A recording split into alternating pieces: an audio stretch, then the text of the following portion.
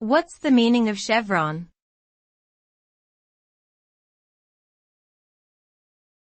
Chevron.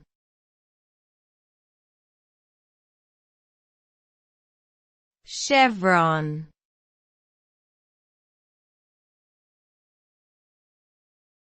Chevron.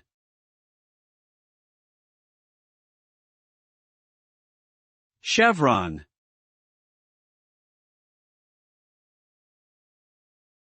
Chevron is a V-shaped pattern or symbol, consisting of two slanted lines meeting at a point. The term is derived from the French word chevron meaning rafter or roof. Originally used in architecture, chevrons have since been adopted as a decorative motif in fashion, graphic design, and branding. In military ranks, chevrons are used to indicate seniority for enlisted personnel. Additionally, chevrons appear in heraldry, as well as on road signs to indicate a change in direction.